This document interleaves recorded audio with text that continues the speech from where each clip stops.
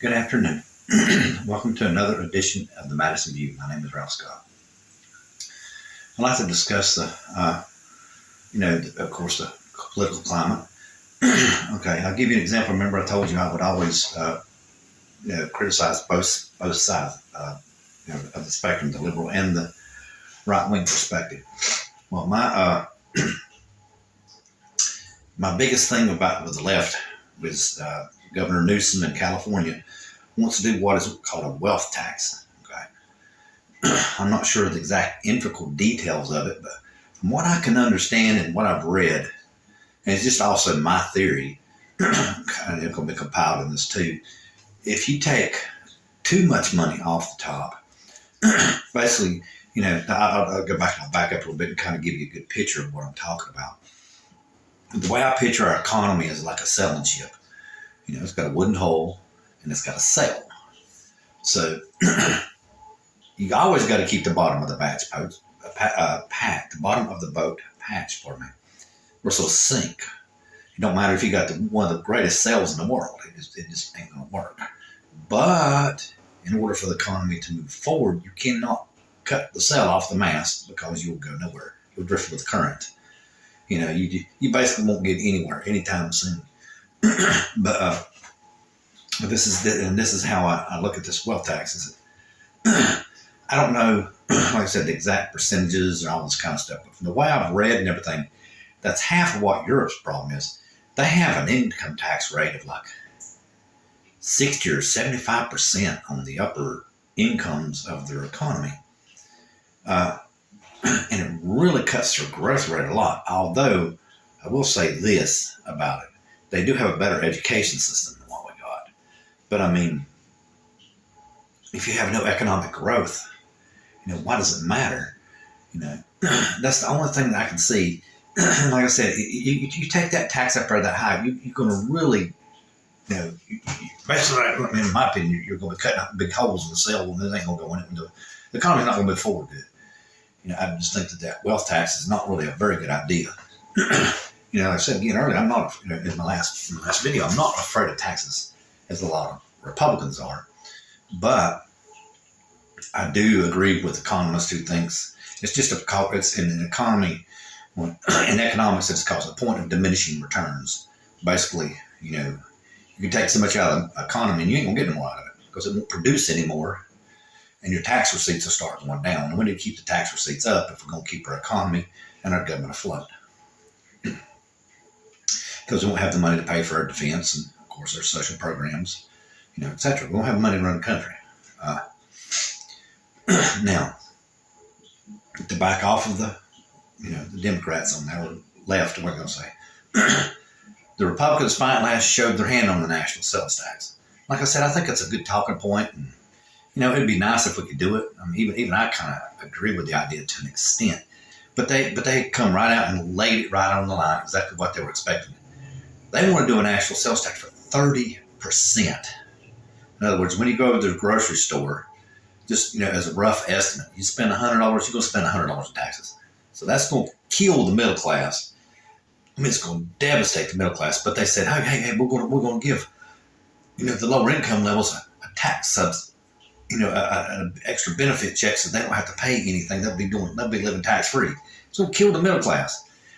The middle class right now in this country is paying anywhere from about 15 to about 22 to 26%. I'd have to review statistics. I'm just trying to remember this off the top of my head. And under them, of course, it would be bumped up. 14 to 8%. So it's going to be quite a substantial portion. When you go get your groceries, you will notice it real fast. So, and just like the Republican called it, the Democrats called it, Hakeem Jeffrey, I think it was, I'm not sure who. It's just a harebrained lunatic scheme. It sounds good. It's a good talking point. And this comes down to the fact that a lot of people don't want to pay their taxes. And they're just doing that big talking point to get everybody's emotion. I like to get rid of the IRS. I come to work every day. They take my money away from me. It's just again, a bit political spin trying to involve someone's emotions of hate and fear, just anything that they could do to stimulate your emotions. That's how they react in politics. They do not use sound logic and reason when they do what they do. I mean, just go back and review Marjorie Green Taylor's thing with with the cat litter. I mean, I think she was quite literally worried that they were teaching kids to go to the litter box in the go to the bathroom in the litter box. I honestly truly think she was literally worried about it. And from what I read about the whole entire situation, the reason why they were putting litter in classrooms and storing litter to schools is so if they had a shooter situation, they could pour litter in the trash can so the children could go to the bathroom when they were under a lockdown situation because they couldn't go out in the hall to go to the bathroom. So where else was they supposed to go? They didn't need to pee themselves, so they got cat litter. I mean, it does it for a cat. Why wouldn't it do it for a human too? Clump it up and throw it away. It won't make that major little mess or anything. It's for safety precaution. And this, I honestly and truthfully think the woman literally believed that. I don't know. It just kind of shows you how the whole entire situation is on it's just like the one down in Texas thinking people, the doctors are putting fetuses in food, or food companies or whatever, whoever is accusing them. I know I blew those pounds up big time on the fetus. Probably the average aborted fetus in the first 15 weeks or whatever it would be that you would abort a fetus is probably about 2 ounces.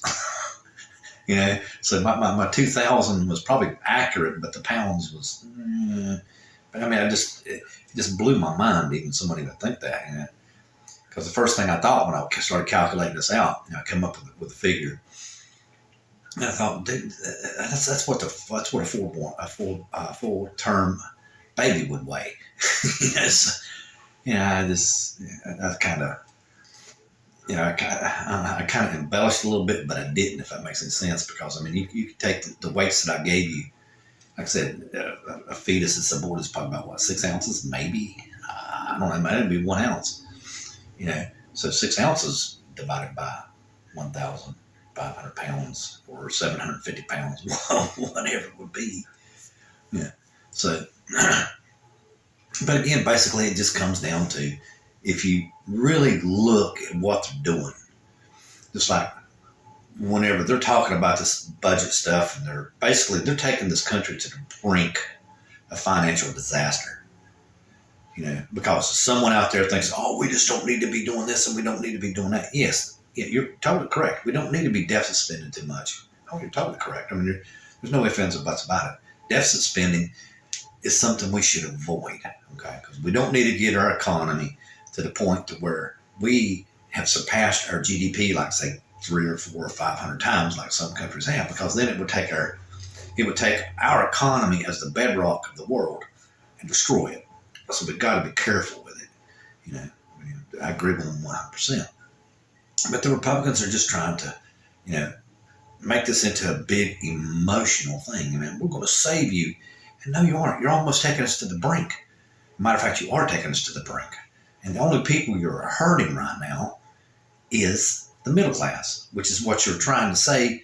You declared yourself, I don't remember back what month, sometime in December or November, you declared yourself the working man's party. Well, with your national sales tax going to 30%, you're going to kill the working man. You're basically going right straight for his wallet. You weren't saving the working man like you say you are. It's just a spin. And when everyone wakes up and realizes that about the Republican Party, it's just a spin. They are not saving you from nothing. And again, it's just like I think, and just like, I think the way the government was designed, it's best for us to have a split government. It really is. We need to have probably close to 50-50 split, where they have to elect, like in the House of Representatives, both parties have to get together and elect a speaker that can be from either party. It just makes better sense that things would work like that. And then again, like I said in the past, I still think the president should be the actual rudder of the ship. You know, basically where I'm using the analogy of the sail ship, which is big, of course. Our economy is really huge. Be a really big sail ship. You know, and then the president should be the rudder to steer, you know, or at the rudder to steer the ship. But anyway, and there's something I want to do as well. And I meant to do this. Just give me just a second here. Okay. One of the January the 6th riders, I won't name one out specifically, basically was saying that the reason why he did what he did is because the Democrats were trampling on the Bill of Rights of the Constitution. Basically, he considered it tyranny. Okay, so what I'm going to do for just a little bit until I've read them before, but I'm going to read one right, okay, every day, okay, or every okay. There's a summarized version right here. Let me go to the transcript. Okay, now I'm just getting it off Google, of course. Okay, the transcript articles. Okay, article, the first. After the first enumeration required by the first article of the Constitution, there shall be one representative. Hold on a second. Now this is the draft. Yeah, this is the transcript. This is the draft. Okay, here we go. Okay, on this page, the First Amendment. Okay, First Amendment to the Bill of Rights. Okay, here we go. I was reading the transcript, which had come out in 1789. All the things that come down, what they decided to put in a Bill of Rights, and they voted them down and whittled them down to these 10 right here. Okay, and of course, the First Amendment. Congress shall make no law respecting an establishment of religion or prohibiting the free practice, exercise thereof, or abridging the freedom of speech or of the press or of the right of the people to peacefully assemble and to petition the government for redress or grievances. Okay, and that's just one of the amendments. And you know, from what I can see, you know, the First Amendment's being well respected, despite you know what the Republican Party and a lot of the religious right are saying. That you know, matter of fact, remember I said about in the one video, Kudlow, when Michael Pence was saying that there wasn't even actual freedom of religion written into the Constitution. Well, they're wrong, and that's proof of it. But I mean, when you sit up there and criticize someone and point a finger at someone that they're doing tyranny to you, you need to be based on facts instead of emotion. And that man was just totally on emotion. There was no facts. And you'll see it as I go through the Bill of Rights. That's all I'd like to say. Good night.